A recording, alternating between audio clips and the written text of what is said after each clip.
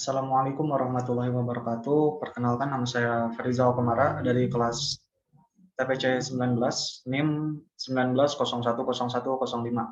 Di sini saya akan menjelaskan tentang circuiting system dan drilling program.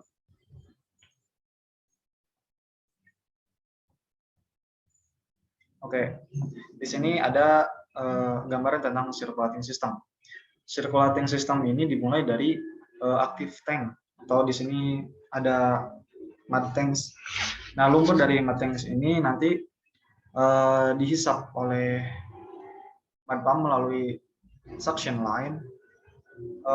Aktualnya itu ada lip pump untuk membantu menghisap lumpur dari active tank di sini ke mud pump gitu, yang nantinya dialirkan ke discharge line. Nah, dari discharge line ini kemudian lumpur tersebut akan mengalir ke standpipe. Standpipe ini adalah pipa yang menyender ke menara pemboran gitu secara vertikal. Nah, dari standpipe ini lumpur lalu mengalir ke rotary house. Nah, pipa-pipa yang ada di sini itu karakternya itu elastis. Kenapa elastis? Karena drill string itu naik turun. Jadi kalau pipa ini itu tidak elastis, takutnya itu pipa tersebut itu putus gitu. Nah, setelah dari rotary house, kemudian lumpur tersebut akan mengalir ke gooseneck di sebelah sini, yang lalu kemudian akan masuk ke swivel, kemudian masuk ke drill string. Nah, dari drill string tersebut lumpur akan masuk ke ke lubang bor di sini, ke sumur. Nah, setelah sampai di lubang bor, sumur tersebut akan dikeluarkan melalui bit. Nah, lubang yang berfungsi untuk mengeluarkan lumpur dari bit ini disebut dengan nozzle.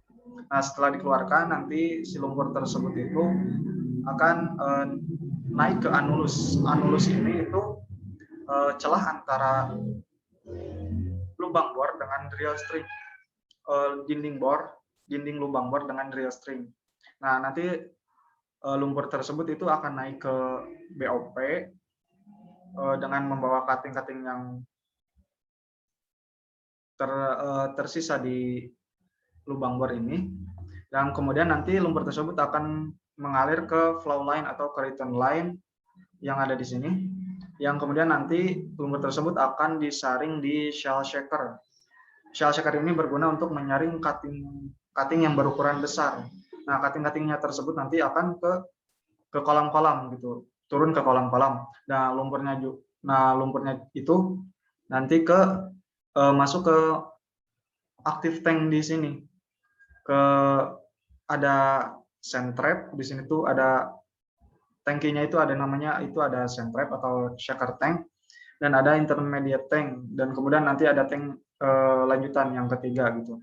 Nah, lumpur pemboran ini itu tidak cuman dibersihkan di shell shaker aja, tapi lumpur tersebut juga nanti disaring kembali oleh desilter, descender, dan degasser dari serpian-serpian cutting yang lebih halus dan dari gas yang terlarut ke dalam lumpur pemboran. Nah, setelah dari sand trap atau shaker tank, lumpur tersebut nanti akan masuk ke intermediate tank. Setelah dari intermediate tank, kemudian masuk ke tangki yang ketiga, yang nantinya itu dilakukan pengecekan apakah lumpur tersebut itu berkurang volumenya atau bertambah gitu. Nah, ketika nanti lumpur pemborannya itu diketahui berkurang, nah nanti itu ditambahkan kembali material untuk menambah volume lumpur tersebut. Setelah ditambahkan material lumpur, nantinya itu dicek kembali dan ditimbang apakah sudah sesuai dengan yang dibutuhkan atau belum gitu. Setelah ditimbang dan sesuai dengan kebutuhan, maka lumpur tersebut itu nanti disirkulasikan kembali ke lubang pemboran.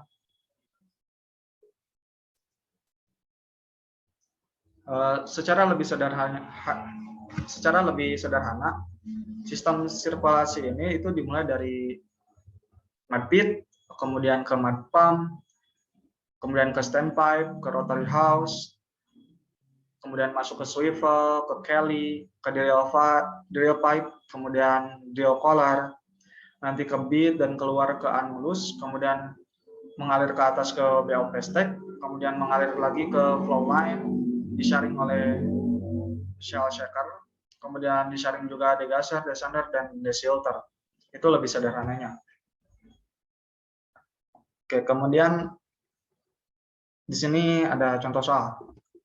Data sumbernya itu diketahui TD-nya itu sekitar 7.000 feet, ditambah trianim digit saya yaitu 105, jadi 7.105. Nah, diameter bitnya itu 8,5 inci, kemudian kedalaman cache hole-nya 200 feet dengan menggunakan casing 9,5/8 inci. Kemudian ID CSG-nya itu 8.921. Nah, kemudian ada bagian dari drill string-nya. ODDC-nya itu menggunakan 6,5 inch ukurannya itu. Terus kedalaman total dari DC itu 1.000 feet. Kemudian ada ODDP yaitu diameternya 5 inch dengan kedalaman total dari DP yaitu TD tadi yang 7.105 dikurang dari DC yang 1.000 ini. Jadi hasilnya 6.105 feet. Kemudian ada IDDC yaitu ukurannya itu 2,13/16 inch atau 2.801,25.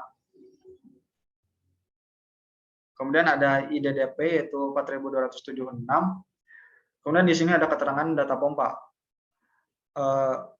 Tekanan sirkulasi pada kecepatan normal itu sekitar 200 psi pada 60 stroke per menit.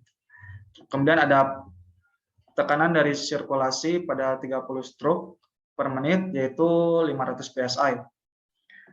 Nah, pertanyaannya berapa lama total waktu untuk emat bersirkulasi dari surface to surface? Oke, di sini ada langkah pertama. Langkah pertamanya itu mencari volume DS-nya dulu, drill string, yang terdiri dari volume DP dan DC. Nah, volume DP-nya itu cara menghitungnya adalah IDDP kuadrat dibagi ketetapan yaitu 1029,4 dikali LDP.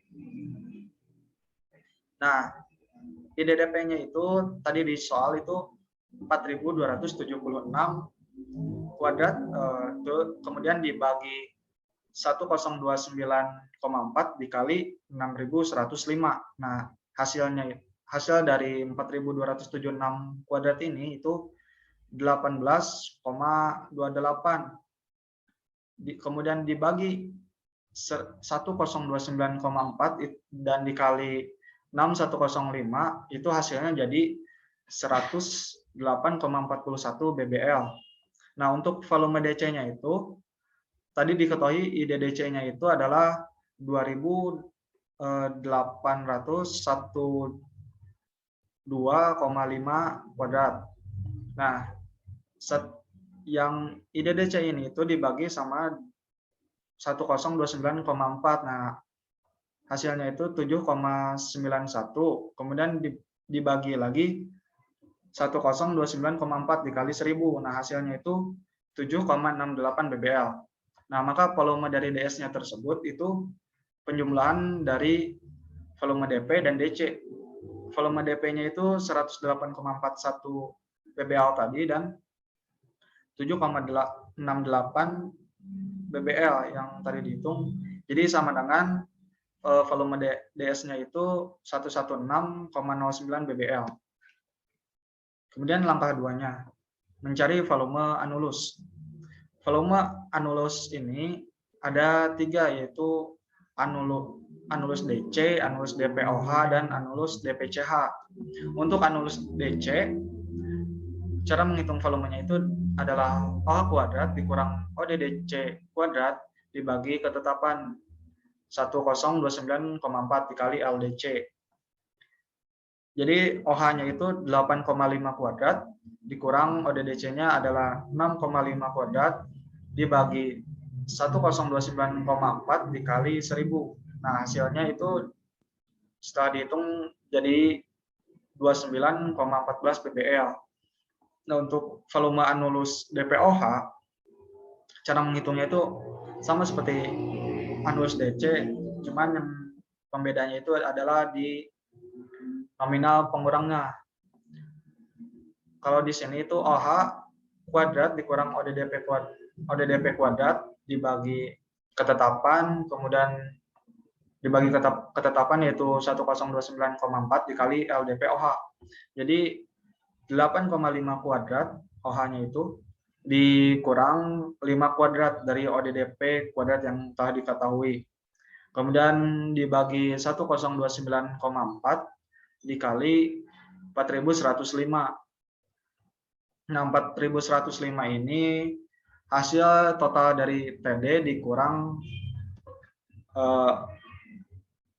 2000 feet. Di sini salah, jadi ini 2000 bukan 200. Jadi total kedalaman DP dikurang dengan kedalaman cache hole.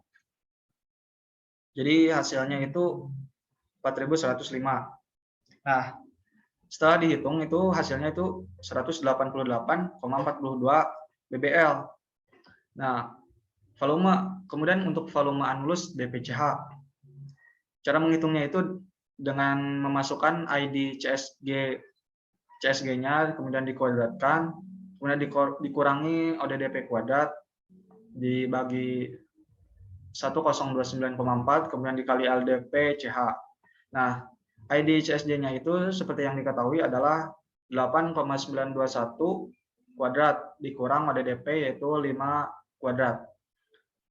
Dibagi 1029,4 dikali 2000 sama dengan hasilnya itu 106,05 bbl. Maka volume total dari anulus ini itu dengan menghitung volume anulus DC, kemudian anulus DPOH dan anulus DPCH. Yang seperti di atas telah diketahui bahwa 29,14 itu adalah anulus DC, kemudian 188,42 itu adalah anulus DPOH, dan untuk 106,05 itu untuk anulus DPCH. Yang ditambahkan seluruhnya itu hasilnya menjadi 323,61 bbl. Kemudian ada langkah tiganya yaitu menghitung surface to bottom. Untuk downstroke, cara menghitungnya itu dia masukkan dulu volume DS-nya, kemudian nanti dibagi dengan kapasitas pompa.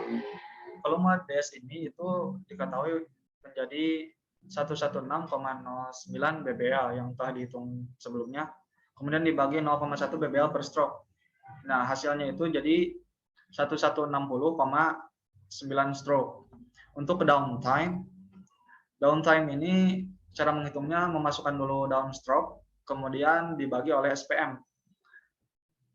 Downstroke ini hasil dari tadi penghitungan yang tadi, yaitu 1160,9 stroke, kemudian dibagi 30 stroke per menit. Dan hasil dari penghitungan ini menjadi 38,69 menit. Kemudian ada menghitung bottom to surface. Untuk menghitung bottom to surface itu menghitung dulu leg stroke. Yang cara menghitungnya itu memasukkan dulu total volume anulusnya dulu, kemudian nanti dibagi sama kapasitas pompa. Nah, untuk total volume anulus ini, tadi setelah dihitung di langkah 2, itu hasilnya 323,61 bbl. Nah, dibagi kapasitas pompa yaitu 0,1 bbl per stroke. Nah, hasil dari ini itu menjadi 3236,1 stroke. Nah, setelah menghitung leg stroke, maka kita menghitung leg time-nya. Leg time ini cara menghitungnya yaitu dengan memasukkan leg stroke yang tadi telah dihitung, kemudian membaginya dengan SPM. Jadi 3236,1 stroke yang tadi telah dihitung, kemudian dibagi 30 stroke per menit. Nah, hasilnya itu jadi 107,87 menit. Maka total yang dibutuhkan untuk dari surface to bottom, kemudian bottom to surface, itu cara menghitungnya dari penghitungan downstroke dan downtime. Jadi penghitungannya itu dari downtime yaitu 38,69 menit, kemudian ditambah dengan lag time yaitu 107,87 menit. Nah, hasil dari penjumlahan ini itu jadi sama dengan 146,56 menit. Itu untuk contoh soal dari penghitungan circulating system, berapa lama waktu untuk melakukan sirkulasi dari lumpur pemboran. Nah, di sini ada gambaran dari well program. Ada yang pertama dari konduktor casing, yaitu menggunakan casing 3/8 inch, kemudian intermediate casing ada 9/5/8 inch, kemudian ada case hole yaitu 7/5/8 inch dan selanjutnya dan seterusnya. Kemudian di sini ada drilling program.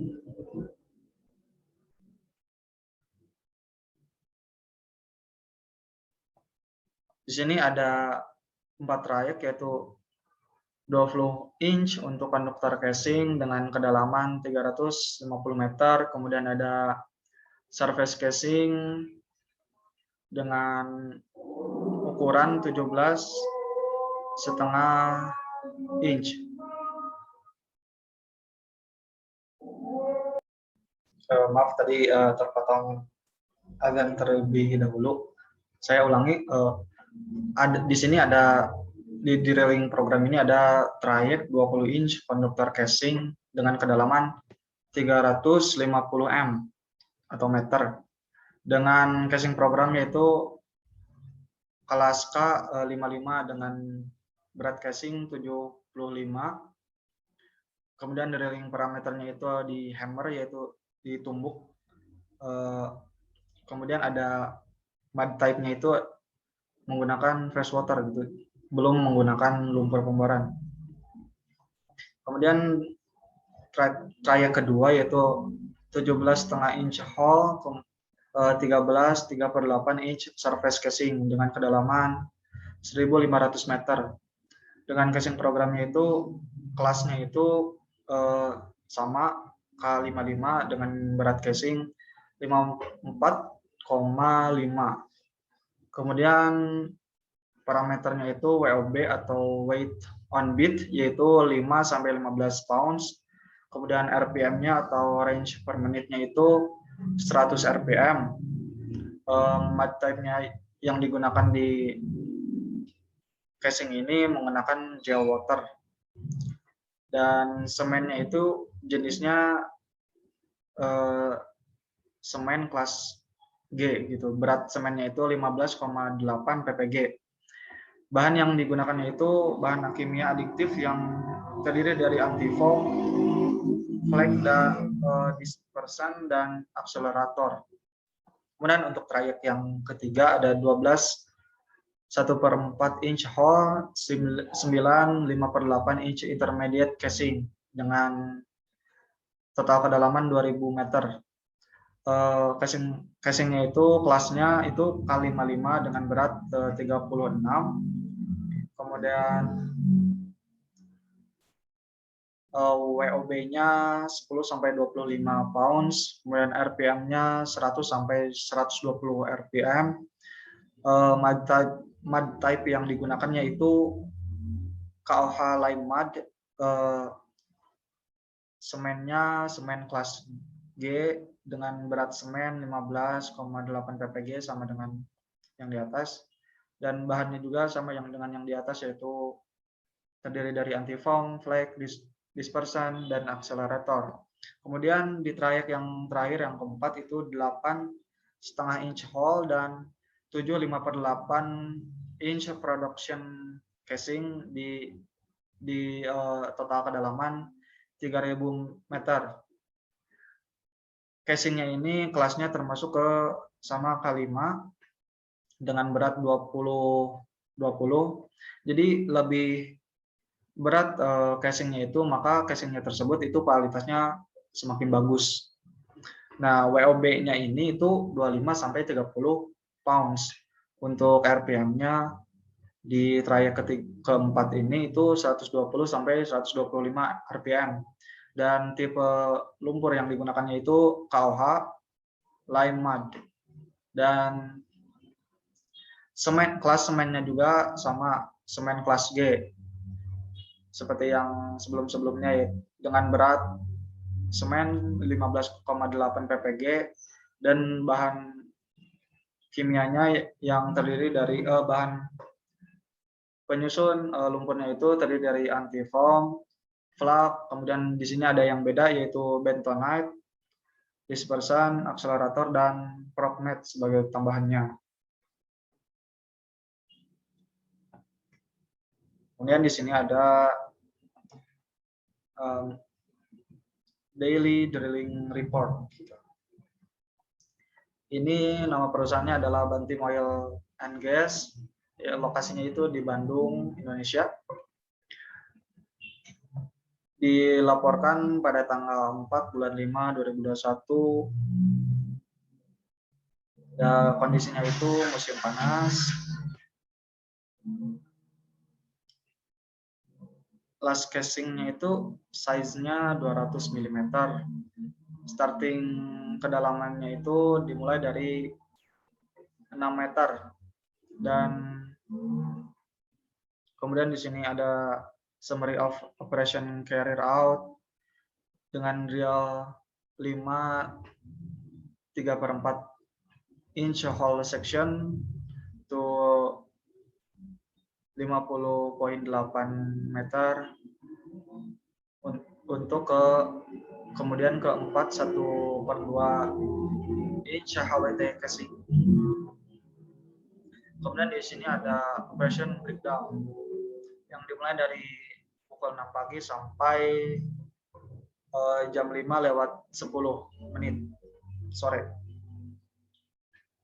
Yang dimana di awalnya itu tahapannya mulai dari restart meeting dimulai jam 6 sekitar 20 menit, kemudian wait on to get to site dimulai di jam 6.20 sekitar 2 jam 20 menit, kemudian pemboran dengan dengan 5 3/4 inch itu 42 meter menuju kedalaman 42 meter. Kemudian dan waktunya itu dari 8.40 sampai jam 12 dan sekitar waktunya estimasinya itu 3 jam 20 menit. Nah, dari jam 12 itu breakdown with compressor. Sekitar waktunya itu 2 jam 10 sampai 14.10. Nah, di 14.10 ini dilanjutkan pemboran kembali ke kedalaman 50,8 meter. Nah, dari sini itu dibutuhkan waktu 1 jam 20 menit sampai jam 15.30. Dari jam 15.30 short gear for a pull out sekitar 1 jam, kemudian jam 16.30-nya itu trip out of hole sekitar 40 menit. Dan yang terakhirnya itu jam 16.30 sampai 17.10-nya itu running di 4,5 inch HWT casing. Kemudian di sini ada estimasi pembiayaan atau biaya yang dibutuhkan gitu. Totalnya yang telah diakumulasikan yaitu sekitar $33.400. Mungkin sekian dari saya. Mohon maaf bila ada kesalahan dalam penyampaian dan ketidakjelasan dalam kata-kata saya. Mohon maaf, mohon dimaklumi. Sekian dari saya. Wabillahi taufik wal hidayah. Wassalamualaikum warahmatullahi wabarakatuh.